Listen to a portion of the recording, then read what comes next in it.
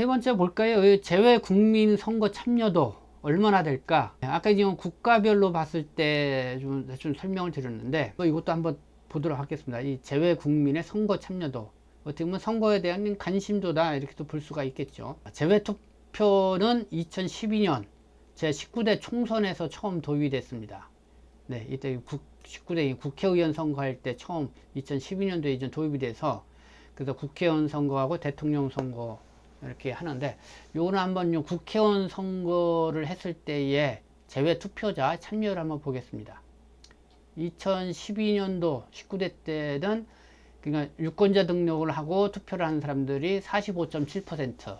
근데 유권자 등록을 하고도 투표에 참여한 사람들입니다. 45.7%가 됐고, 2016년도에는 41.4%, 그리고 2020년 21대 때는 23.8%.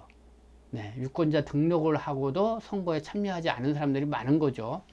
유권자 등록을 해놓고서도 선거를 한 사람은 실제로 23.8%를 기록했다. 그리고 지난해 22대였죠. 그 다음에 62.8%.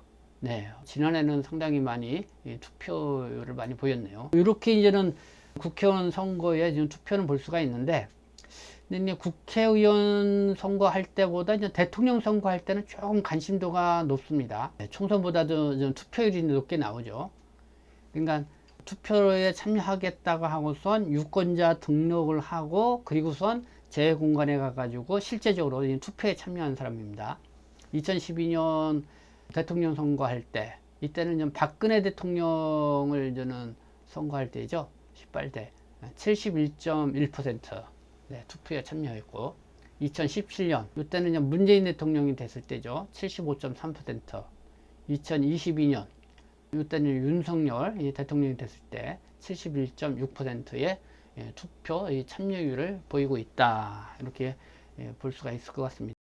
전체적으로 보면은 대통령 선거 때도 그렇고 전체적으로 제외국민 유권자 수로 보면은 참 참담하죠.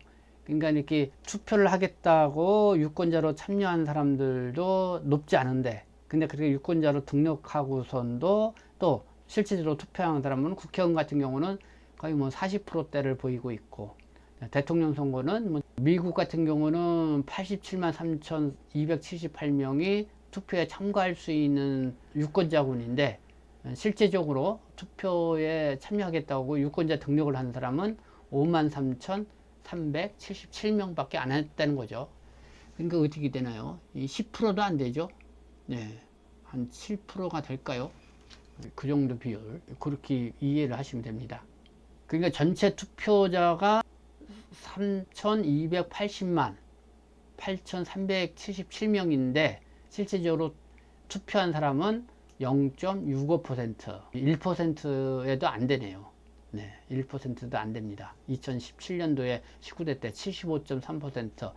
그러니까 투표를 하겠다고 등록한 사람들 중에서도 투표한 사람이 75.3%인데, 그러니까 이렇게 전체 투표한 사람들을 보니까 0.65% 정도, 이 정도밖에 안 된다. 그러니까 상당히 제외국민의 선거 참여도가 상당히 저조하다, 이렇게 볼 수가 있는 거죠. 2017년에는 전체 3,280만 8,377명 투표자 건수계, 이게 대한민국 전체 국민을 포함해서죠. 거기에 0.65%에 불과한 그런 거를 보여준다, 이런 겁니다. 자, 그렇다면 왜 이렇게 투표율이 낮은가?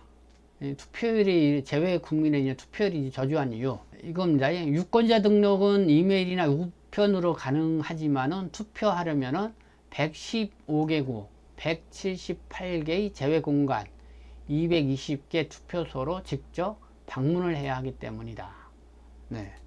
그러니까 국내 한국에 있으면은 각 동사무소마다 또 가까운 이런 쪽에 있는 투표소가 있죠. 그러나 이 제외 공무는 그렇게까지 투표소를 만들기가 어렵죠. 그러니까 제외 공간에다가 그냥 투표소를 두다 보니까 거리적으로 상당히 멀리 있는 사람들은 정말 일부러 시간을 내고 와서 투표를 해야 되고 하는 게 그게 현실적으로 쉽지가 않다, 이런 부분이 투표율이 낮은 이유다, 이렇게 보고 있습니다.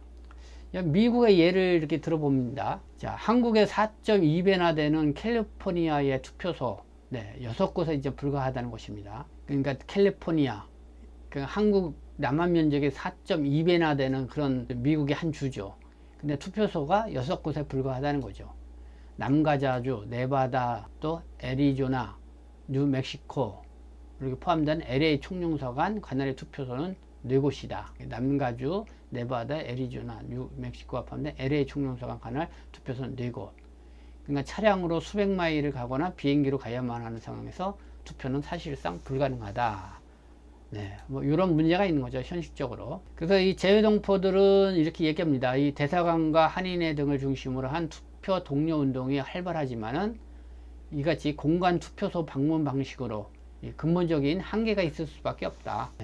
그러니까 참 투표하러 참여한다는 사람들 참 대단한 것 같습니다. 그렇죠. 그 먼 거리에 떨어져 있으면서도 그 시간을 내서 이렇게 참여를 한다는 게 이런 현실적인 문제들이 있다, 이런 지적이고, 그래서 이 재외동포들은 이런 요구를 하고 있죠.